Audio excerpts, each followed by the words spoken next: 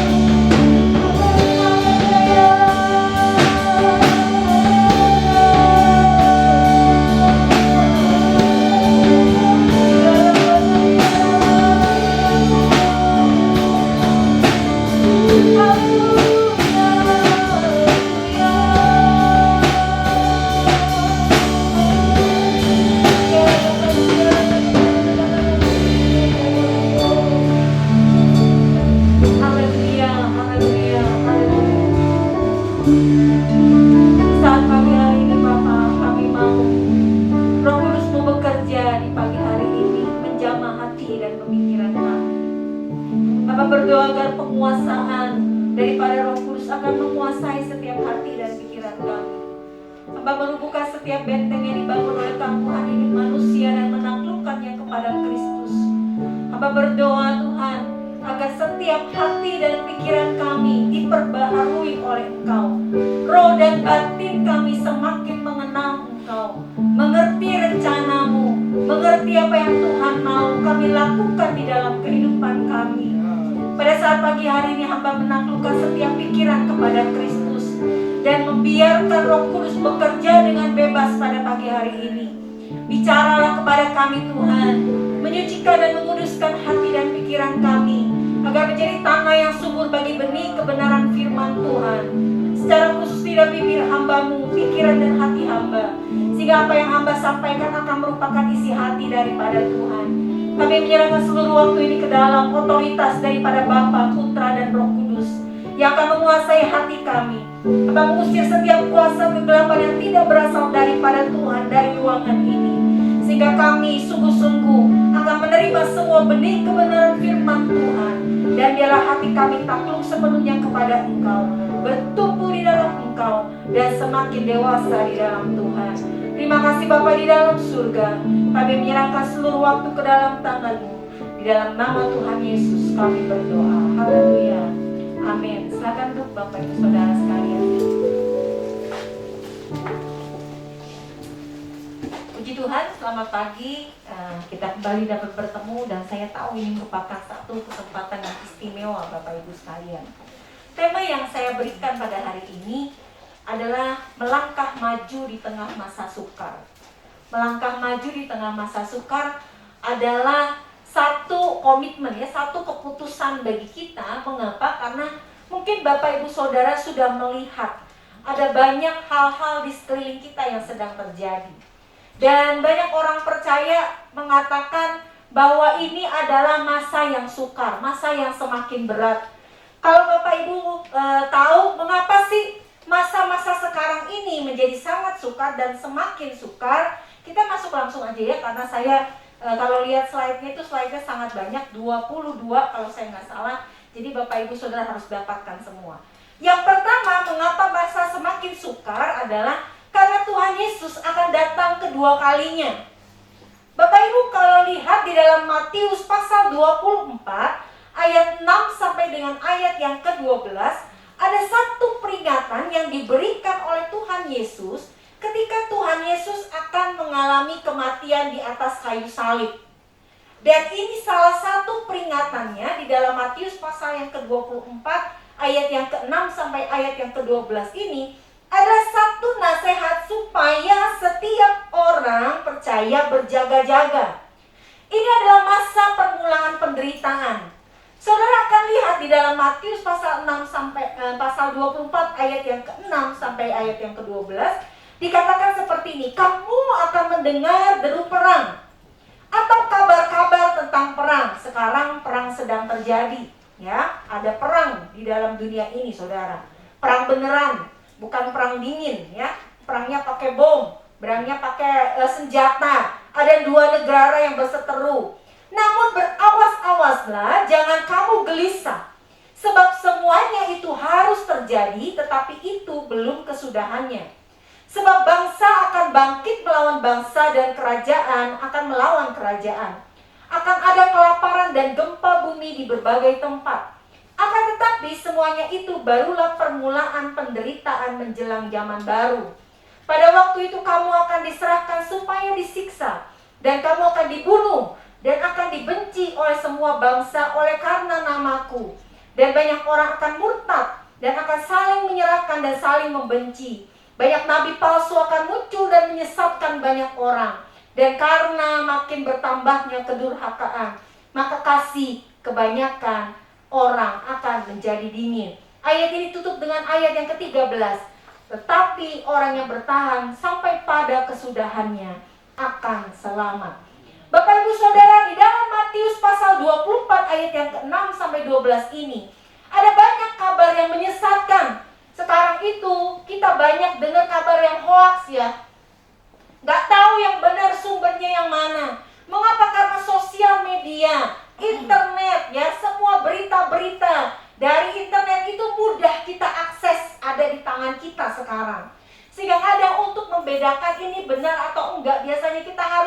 dan cross check.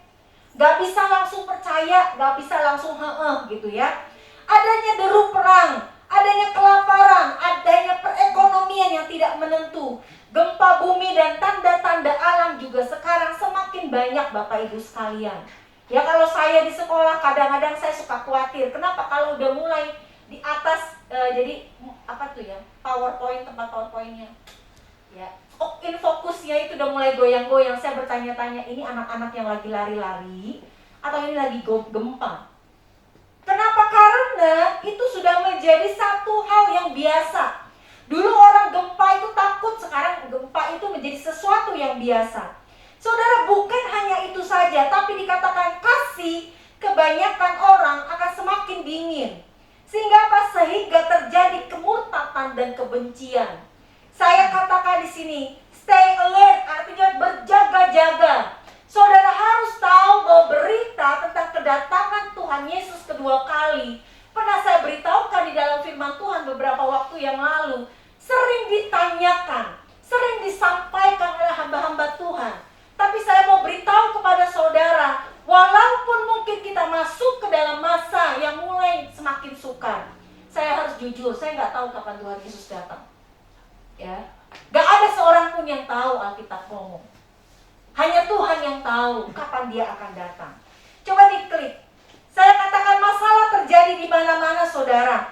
Ada gambar tentang bencana, ada gambar tentang hasil-hasil peperangan, sangat rusak, saudara. Saudara lihat sekarang itu bensin naik. Saya beberapa waktu selama beberapa minggu sebelum bensin naik itu selalu melihat antrian yang sangat panjang. Ya, di pom bensin khususnya di Indonesia, di beberapa daerah, beberapa wilayah.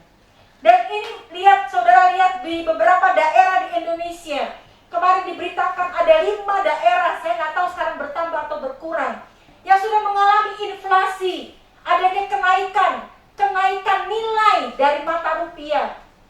Jadi akibatnya adalah kalau kita punya uang yang dulu kita anggap besar, sekarang pergi ke pasar, kita pergi kemanapun, kok jadi lebih sedikit barang belanjaan kita.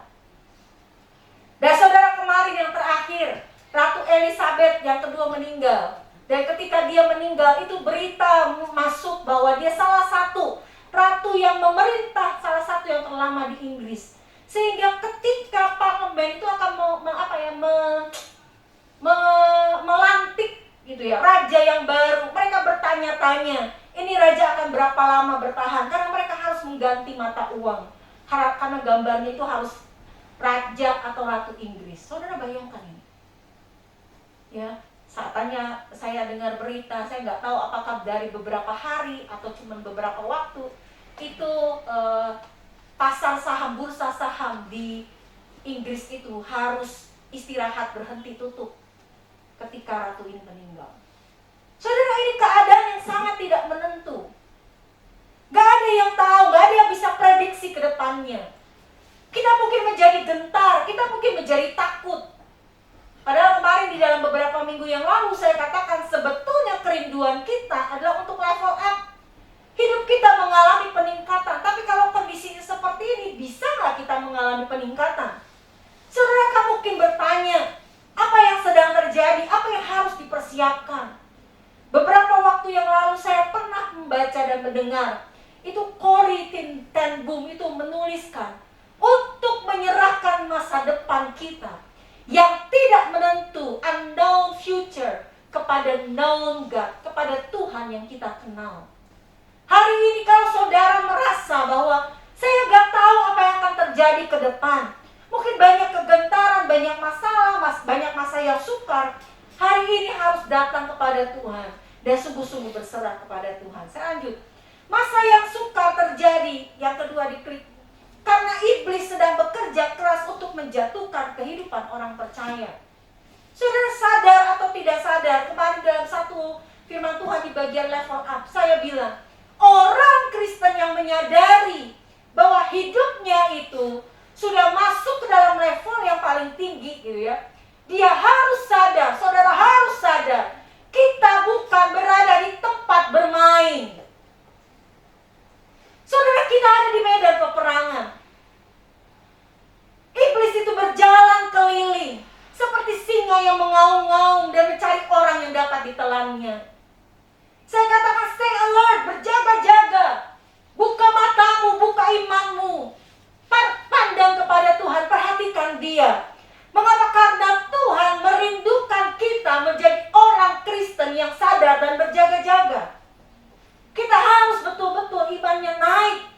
Karena kalau tidak, iblis itu sedang bekerja keras untuk menjatuhkan imanmu, menghilangkan harapanmu, mematikan semua kepercayaanmu kepada Tuhan. Saudara, saya mau kasih satu kunci saja. Bagaimana cara melangkah maju di tengah masa yang sukar? Mengapa kita harus maju? Tetap maju di tengah masa yang sukar. Karena pada umumnya saudara harus tahu, banyak orang mengalami perubahan setelah mengalami masalah atau pergumulan. Dulu sebelum mengalami masalah, dulu sebelum mengalami masa yang sukar, adalah orang yang manis dan murah hati. Tetapi setelah masalah terjadi, menjadi orang yang pahit dan kejam. Dulu adalah orang yang baik hati, menjadi orang yang sekarang itu jahat, saudara. Dulu orang yang rajin, sekarang menjadi orang yang malas. Saudara harus tahu, mengapa kita harus melangkah maju di tengah masa yang sukar. Karena kalau dalam kondisi masa yang sukar, kita secara manusiawi akan merespon dengan cara yang negatif. Respon kita kadang menjadi respon yang salah. Respon kita menjadi respon yang menurunkan kualitas kita, kualitas iman kita, kualitas karakter kita. Seperti yang tadi saya katakan, dulu kita mungkin menjadi orang-orang yang berapi-api bagi Tuhan. Sekarang apinya udah gak tahu kemana, ditiup sama angin. Kemana kita bertanya? Kemana? Gak tahu, gak ada yang tahu jawabannya. Makanya cara melangkah maju di tengah masa yang sukar adalah cuma satu, saudara. Mengambil tanggung jawab untuk tetap bertumbuh. Banyak orang Kristen menyerah ketika dia menghadapi masalah, menghadapi pergumulan, menghadapi bentrokan, menghadapi pertengkaran. Banyak orang Kristen bilang, saya gak mau ikut Tuhan lagi. Atau saya tetap ikut Tuhan, tapi ya udah, saya biasa-biasa saja. Tapi saudara tahu, ketika saudara memberikan reaksi seperti itu, maka sebetulnya saudara sedang mengalami penurunan kualitas kehidupan saudara. Saya tulis di sini, masa-masa yang sukar, catat ini saudara, adalah kelas Allah untuk menumbuhkan seseorang menjadi dewasa. Kalau saudara melihat masa yang sukar sebagai satu tempat untuk menjatuhkan imanmu, hari ini ubah pandanganmu. Mengapa? Karena masa yang sukar adalah tempat Allah untuk menjadikan kita lebih dewasa. Kedewasaan artinya memberi buah dalam segala keadaan. Dan itu kadang berarti bahwa kita harus tetap berada dalam kondisi iman yang semula. Saudara, apapun yang terjadi, seharusnya masalah, pergumulan kita, pertengkaran kita, perselisihan kita, tidak mengubah atau menurunkan kualitas hidup kita. Saudara tahu mengapa kita dapat mempercayakan diri kita kepada Tuhan? Karena Tuhan punya satu kualitas yang tidak dimiliki manusia, yaitu bahwa Tuhan itu tidak berubah. Salah satu yang membuat saya waktu saya tulis ini, saya dapat percaya kepada Tuhan, itu karena Tuhan itu tidak berubah. Saya mau lupa berdoa, saya mau rajin berdoa, Tuhan itu tetap sama. Dia tetap memberkati saya. Bayangkan ini saudara. Ketidakberubahan inilah yang membuat kita dapat bersandar kepada Tuhan. Dan saudara, sebetulnya kita sebagai orang percaya dituntut untuk melakukan hal yang sama. Berapa banyak orang yang menjadi pahit ketika dia mengalami masalah, ketika dia mengalami benturan, ketika dia diperlakukan jahat,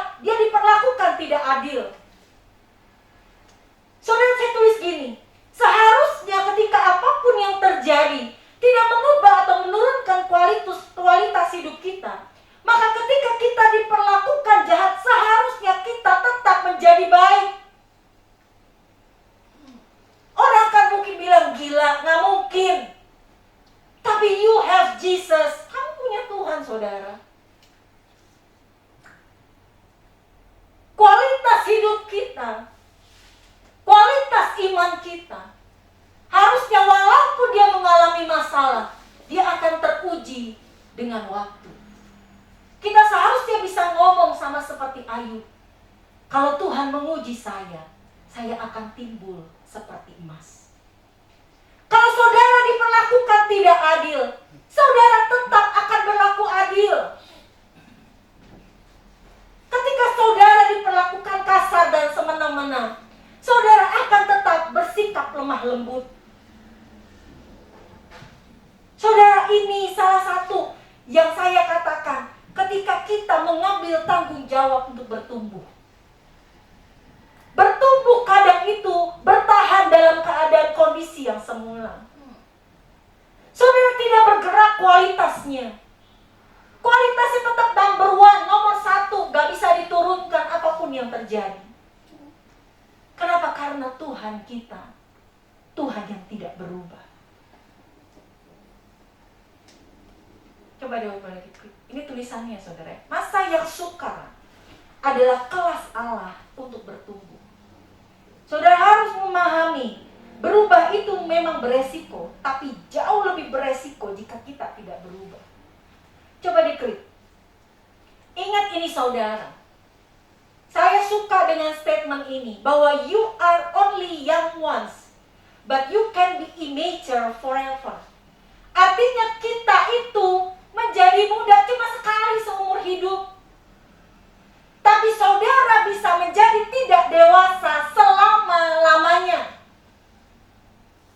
Keputusan itu bukan karena saya, bukan karena orang lain, tapi karena saudara sendiri yang memutuskan untuk yang tadi, untuk tidak bertumbuh, untuk memberikan reaksi yang menurunkan kualitas iman dan karakter kita. Saya tahu ini merupakan sesuatu yang sulit, saudara. Mengapa? Karena untuk bertumbuh diperlukan satu keputusan dan satu komitmen untuk melakukannya. Kalau saudara tidak pernah putuskan, maka saya katakan semua masalah, semua pergumulan akan menggerus imanmu, menggerus karaktermu. Dulu kau menyala-nyala bagi Tuhan, dulu kau begitu mencintai Tuhan, tapi sekarang gak tahu cintanya kemana. Dulu mungkin saudara begitu lemah lembut, bertumbuh bagi Tuhan, tapi ketika ada masalah pergumulan yang terjadi, semua itu menggerus engkau dan membuat engkau bilang, ngapain saya lakukan ini? Toh semua orang percaya melakukan ini. Makanya saudara, kemarin itu waktu ada pendeta yang tiba-tiba ngomong lagi, saya jadi tergelitik.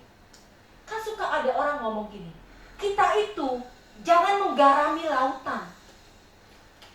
Kalau saudara dipanggil jadi garam dan terang dunia, jadilah garam di tempat air yang tawar, supaya garam kita dapat berasa. Atau kita jadi terang di tempat yang terang, itu gak akan ada gunanya. Kita harus jadi terang di tempat yang gelap. Di satu sisi itu benar saudara, tapi di sisi lain itu tidak sesuai dengan firman Tuhan. Saudara, can you imagine? Bisakah saudara bayangkan? Kalau semua orang percaya ngomong, saya gak mau jadi berkat di gereja, saya gak mau jadi berkat di rumah saya, maka yang terjadi adalah saudara cuma baik menjadi berkat di luar sana. Saya mau katakan itu tidak benar saudara. Saudara harus menjadi berkat dimanapun saudara berada. Saya gak tahu itu tuh pendeta hamba Tuhan suka bikin statementnya dari mana. Tapi saya sampai bilang, kita seharusnya ketika dipanggil oleh Tuhan, Paulus ngomong sama Timotius, jadilah teladan bagi orang-orang percaya. Kenapa Paulus gak ngomong sama Timotius, Timotius, jadilah teladan bagi orang-orang di luar sana? Dia gak ngomong pertama itu saudara. Di dalam salah satu suratnya, Paulus ngomong sama jemaat, dia bilang apa? Kamu harus berbuat baik. Pertama-tama saudara, kepada orang-orang seiman. So let's change your mind. Pikiran kita harus berubah. Kalau saudara gak jadi berkat di rumah, kalau saudara gak baik di rumah, saudara gak baik di dalam gereja, gak jadi berkat di dalam gereja lokalmu, maka sebetulnya apa yang saudara lakukan di luar sana itu hanyalah camouflage belaka. Tuhan memanggil kita bukan menjadi berkat hanya pada tempat tertentu. Kita harus menjadi berkat dimanapun kita berada, kemanapun kita melangkah. Makanya saya bilang sekarang ini teologinya suka bikin gatel di hati yang gak bisa digaruk. Orang suka ikut-ikutan ngomong, jangan menggarami lautan, gak ada gunanya. Siapa bilang, saudara? Saya bilang, ketika saudara jadi berkat dan teladan di tengah-tengah orang percaya, itu akan menguatkan orang percaya lain untuk tetap melangkah di dalam Tuhan. Kalau saudara tetap setia ketika punya masalah, orang percaya lain yang melihat saudara setia ketika punya masalah akan tetap setia dan terus-menerus setia. Akan ada orang-orang muda yang di bawah kita yang mengikuti teladan atau jejak kita. Makanya saya bilang ini kondisi yang kalau saudara dengar tentang satu pernyataan kebenaran firman Tuhan, saya itu makanya sampai gatel hati saya mau ngomong ini, saya harus ngomong. Kita dipanggil untuk jadi berkat dimanapun kita berada. Saudara jangan jadi harimau di rumahmu. Jangan jadi singa di rumahmu, tapi jadi domba di luar sana. Itu salah, saudara. Saudara harus jadi domba dimanapun saudara berada. Lembut kepada semua orang, jangan lembut kepada orang-orang tertentu saja. Sopan dan ramah kepada semua orang, bukan hanya kepada orang-orang tertentu yang patut dihormati. Alkitab mengatakan, kalau pipi kananmu ditampar, kasih pipi yang sebelah kiri. Itu bukan main tampar-tamparan, saudara. Artinya ketika engkau diperlakukan tidak adil, saudara harus tetap berlaku adil. Kedewasaan, boleh diklik kok, membutuhkan satu keputusan dan satu komitmen untuk bertumbuh. Boleh diklik langsung kok. Di dalam data kekristenan, sayangnya kepotong ya.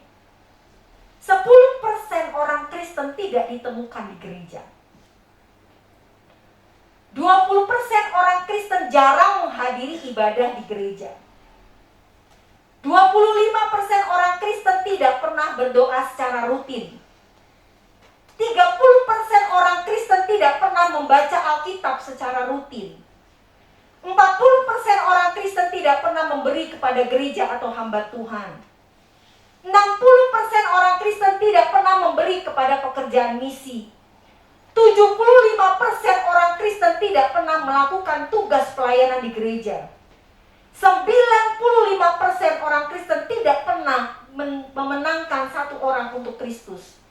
Namun 100% orang Kristen berharap untuk masuk surga. Saudara kalau lihat data ini, artinya pada faktanya, pada kenyataannya adalah bahwa sebetulnya kehidupan kekristenan kita, banyak di antara orang-orang Kristen tidak mengambil tanggung jawab untuk sungguh-sungguh mengalami pertumbuhan di dalam Kristus. Kita sering having fun dengan dunia ini, bermain-main dengan iman kita.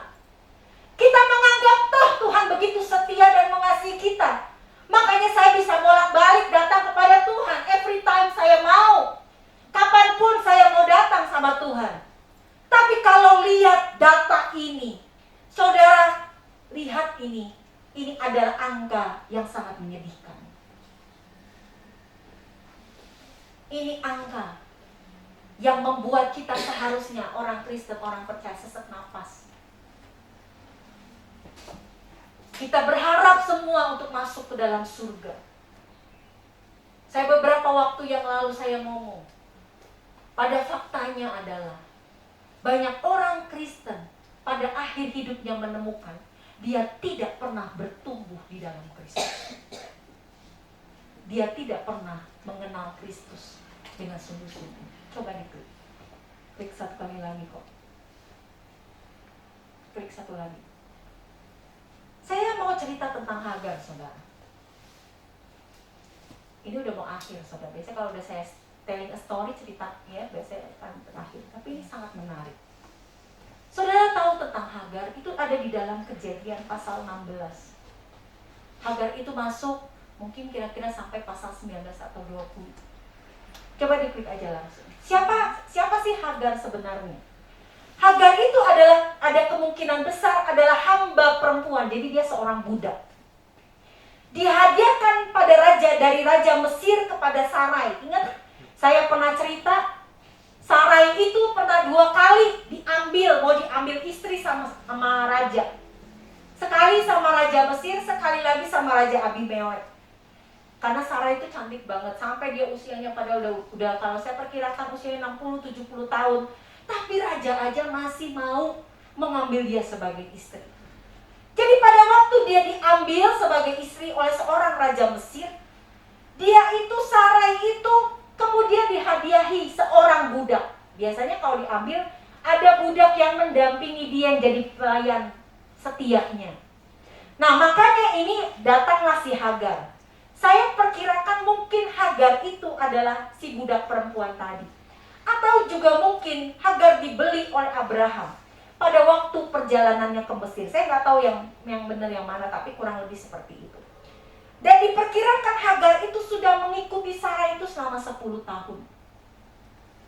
Saudara, kalau diklik-kliklah ada tulisannya. Sebenarnya Hagar adalah seorang wanita yang istimewa, saudara.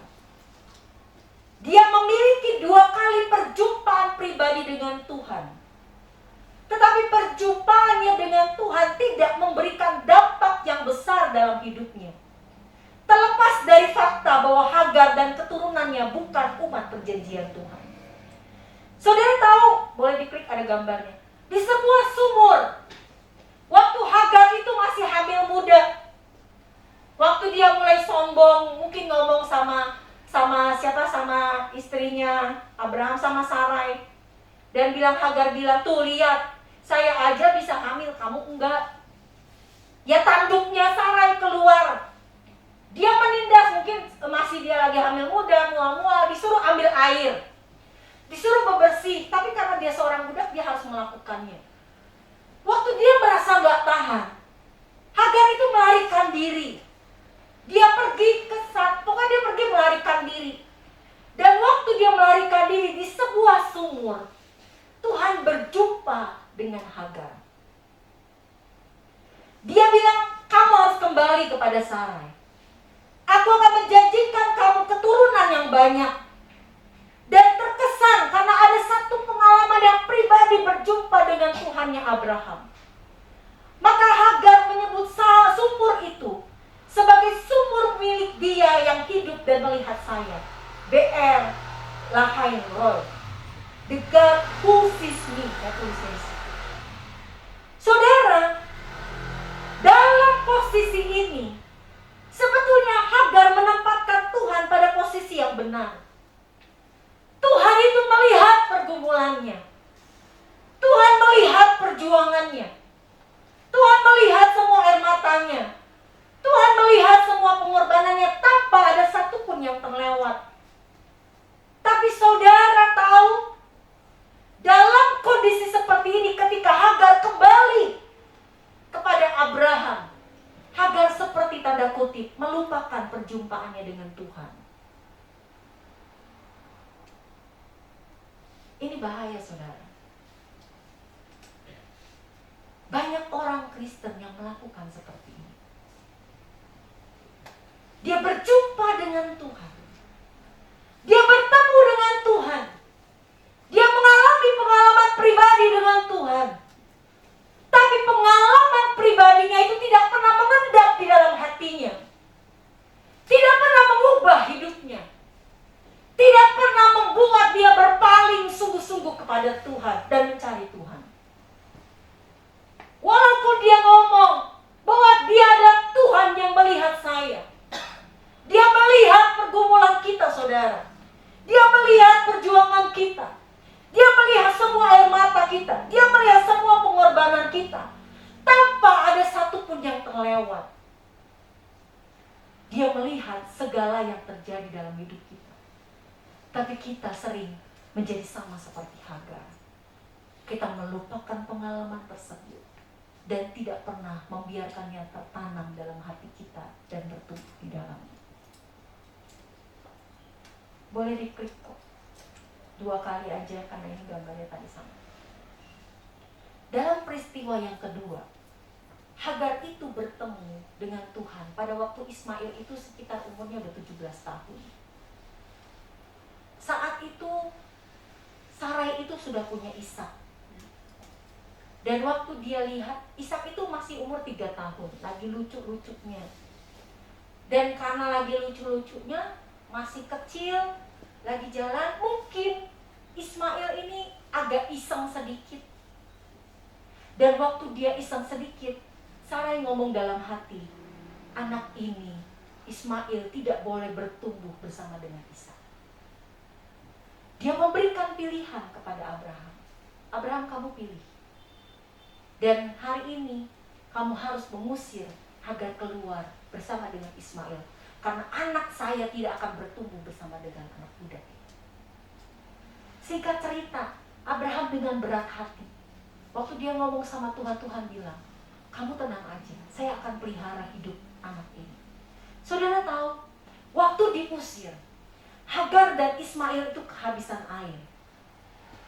Ketika udah kehabisan air, dia menjauh sepelemparan batu kira-kira 10-13 meter seginilah ya. Karena Hagar itu gak tahan melihat anaknya akan mati. Dan waktu anaknya itu sekarat, Tuhan datang lagi dan menunjukkan sebuah sumur kepada Hagar.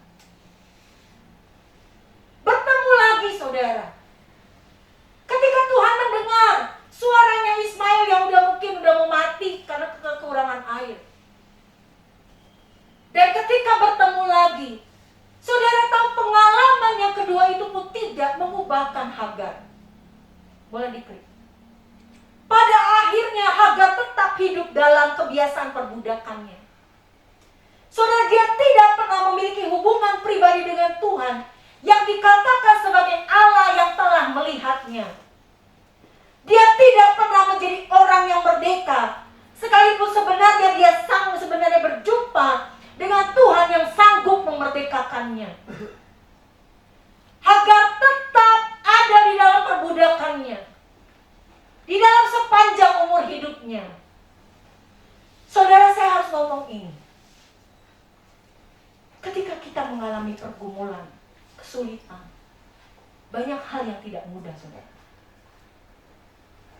Kita mungkin menangis. Kita mungkin merasa pahit hati. Dan untuk bangkit dari peristiwa-peristiwa itu sangat tidak mudah.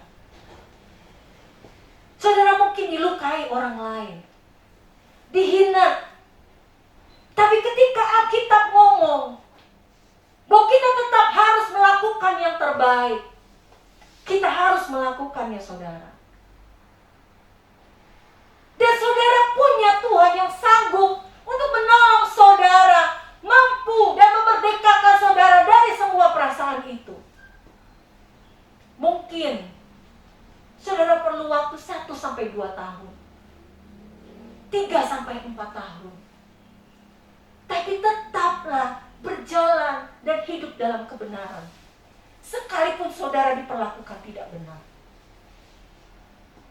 Tetap kerjakan yang benar, walaupun kita dibayar dengan gak benar. Ketika saudara menjadi orang Kristen, panggilan untuk melakukan ini adalah satu panggilan yang bernilai kekal, saudara. Kita tidak boleh sama seperti Hagar. Hagar berjumpa 2 kali dengan Tuhan, tapi 2 kali perjumpaan itu tidak pernah mengubah hatinya, tidak pernah mengubah cara pandangnya. Hagar tetap dikenal sebagai seorang budak. Dia bukan seorang yang mampu memerdekakan dirinya dari semua peristiwa yang telah dia alami. Sudah mungkin banyak orang yang menganggap kita rendah atau menginjak-injak kita. Tapi itu tidak berarti bahwa kita harus balik menginjak-injak mereka. Kita lebih berharga daripada itu. Ketika saudara diperlakukan kasar dan tidak baik, bisa nggak saudara berlaku dan bertindak lemah lembut? Makanya tadi saya bilang, saya agak nggak setuju dengan statement yang kita nggak boleh jadi berkat di tengah-tengah keluarga kita atau di tengah-tengah gereja kita. Jangan menggarami tempat yang asin, jangan menjadi terang di tempat terang. Bukan saudara, konsepnya tidak seperti itu. Kita dipanggil untuk melakukan yang benar dimanapun kita berada. Diklik aja. Saya tulis gini, being a fight Christian, artinya jadilah seorang Kristen yang berjuang. Tidak mudah menyerah, tidak mudah patah semangat, dan jangan hanya dapat menonton orang lain melakukan bagian mereka dan tidak pernah melakukan bagian kita. Kita sering dan senang jadi orang Kristen penonton. Kita gak pernah terlibat ini dan itu. Kita sering jadi tim sorak, tapi kita tidak pernah berjuang di tengah-tengah perjuangan orang-orang Kristen, orang-orang percaya. Dipilih saja. Padahal Tuhan, Kristus menuntut kita untuk menjadi orang-orang Kristen yang dewasa di dalam Kristus. Paulus mengatakan bahwa jika Tuhan memberi kesempatan baginya untuk hidup dalam dunia ini, hal itu berarti adalah hidup untuk memberi buah. Di dalam Filipi 1 ayat 22-24, diklik aja kok, itu ada ayatnya di selanjutnya. Tetapi jika aku harus hidup di dunia ini, itu berarti bagiku bekerja memberi buah. Jadi mana yang harus kupilih aku tidak tahu. Aku didesak dari dua pihak. Aku ingin pergi dan diam bersama-sama dengan Kristus, itu memang jauh lebih baik. Tetapi lebih perlu untuk tinggal di dunia ini karena kamu. Saudara, Paulus sendiri merasa ketika ada dua pilihan yang sangat enak. Pilihan yang satu jauh lebih baik, jauh lebih enak, jauh lebih nyaman, jauh lebih membahagiakan. Kalau dia pulang kembali ke surga dan tinggal bersama dengan Kristus. Tapi Paulus ngomong aku, dikatakan ketika tinggal di dunia ini karena kamu, itu jauh lebih perlu.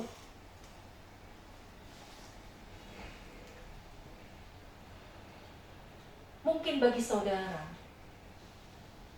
ketika kita mengalami masalah, ketika kita mengalami pergumulan, jauh lebih baik bagi saudara untuk kemudian berdiam diri. Atau yang tadi saya katakan, memberikan respon yang sama dengan ketika saudara diperlakukan.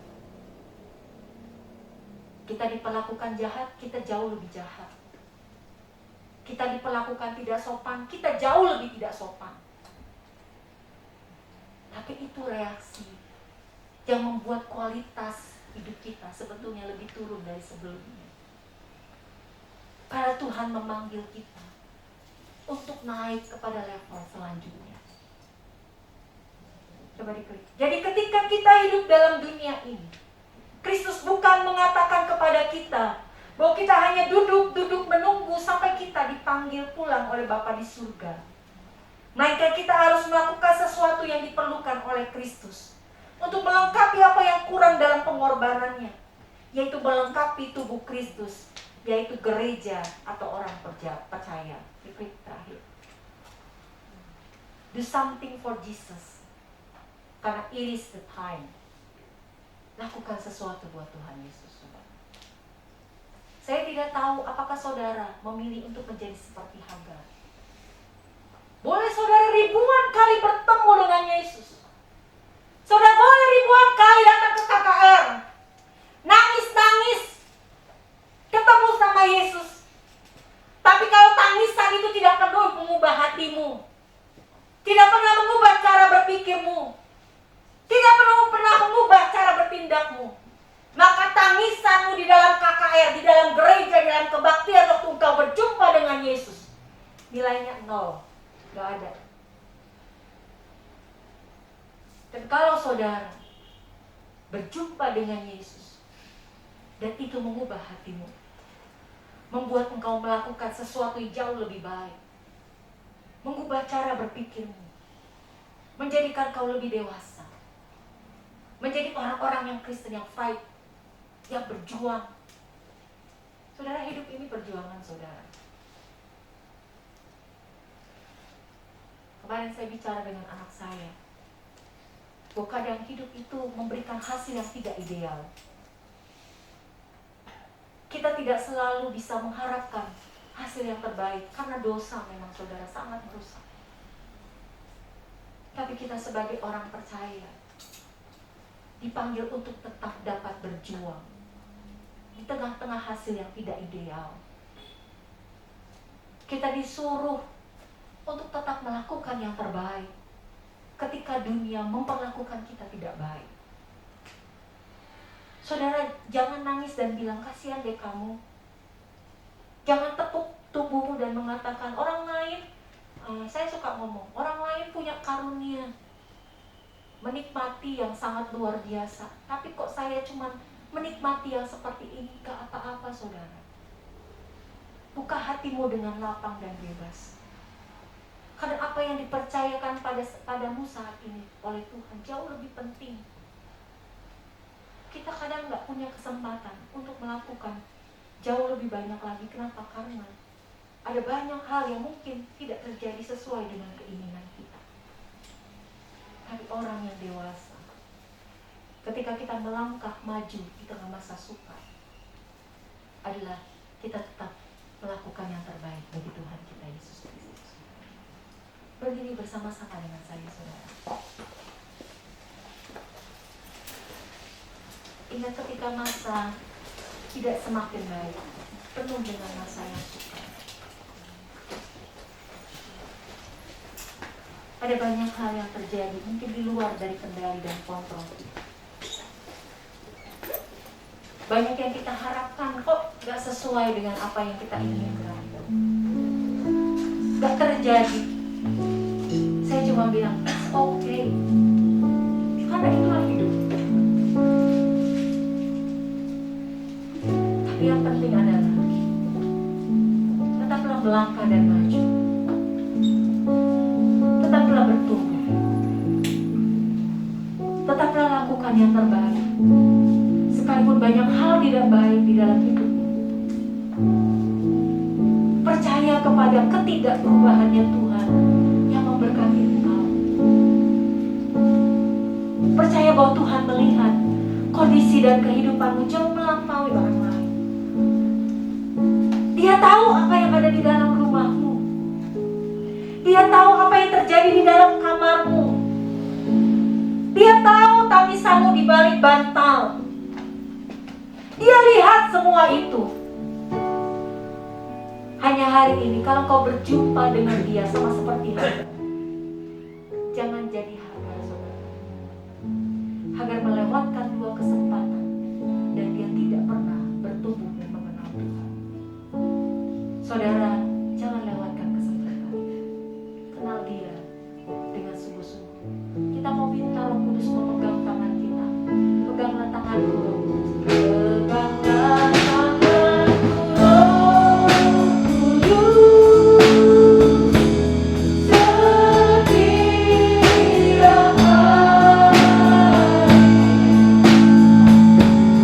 ku tak dapat jelaskan.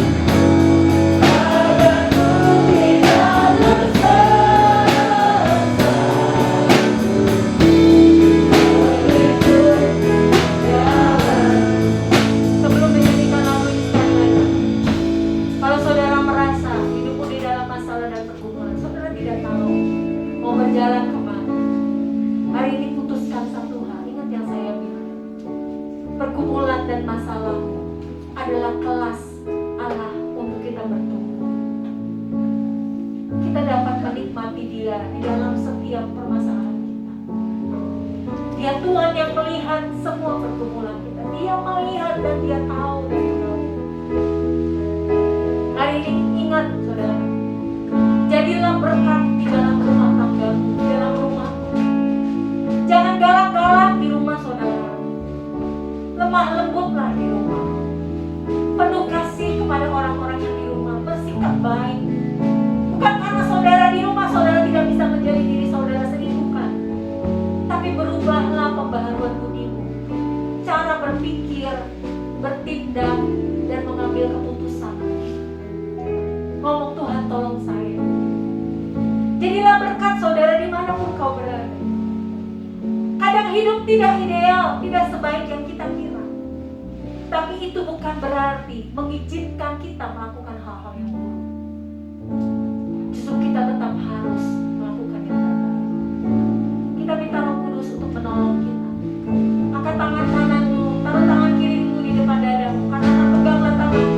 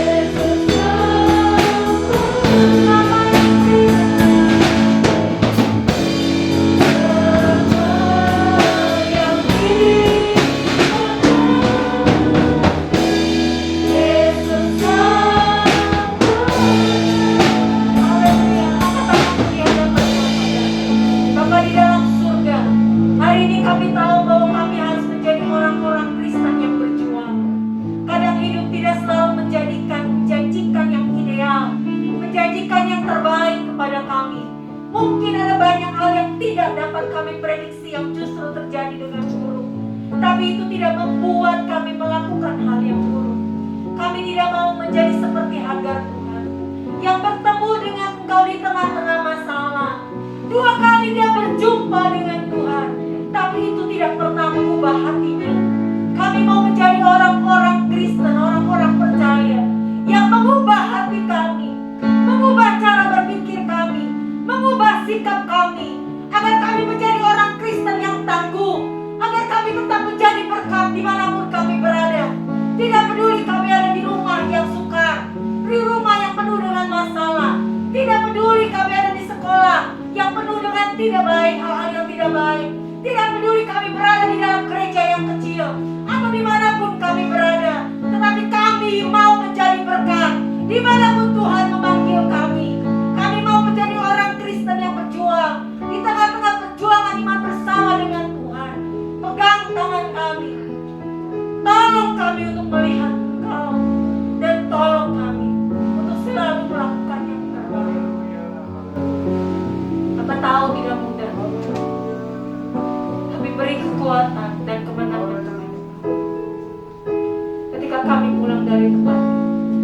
Jadikan kami orang-orang yang melakukan firman Tuhan. Kami mau menjadi berkat dimanapun kami berada. Kami mau melakukan apa yang Tuhan kehendaki untuk kami kerjakan dan lakukan. Melakukan yang terbaik bagi kemuliaan nama. Terima kasih Tuhan, terima kasih Tuhan. Haleluya, haleluya.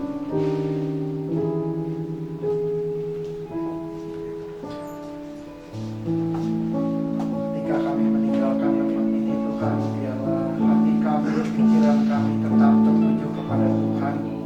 Di masa yang sukar ini kami mau benar-benar mengandalkan Tuhan di sepanjang kehidupan kami. Biarlah Roh Kudus memberi kekuatan dan memimpin kami ke dalam segala kebenaran, sehingga kami tidak kehilangan keselamatan yang Tuhan janjikan bagi kami, dan Tuhan terus menuntun kami sampai ke surga. Terima kasih. Mari kita mengangkat tangan kita, hati kita di hadapan Tuhan. Jangan melupakan Tuhan di sepanjang aktivitasmu. Jangan melupakan Tuhan di sepanjang pekerjaanmu, apapun yang kau sedang lakukan. Biarlah Tuhan menjadi segala-galanya yang membuat engkau berhasil. Haleluya. Haleluya. Haleluya. Tuhan memberkati engkau dan melindungi engkau. Tuhan menyinari engkau dengan wajah-Nya dan memberi engkau kasih karunia. Tuhan menghadapkan wajah-Nya kepada engkau dan memberi engkau damai sejahtera.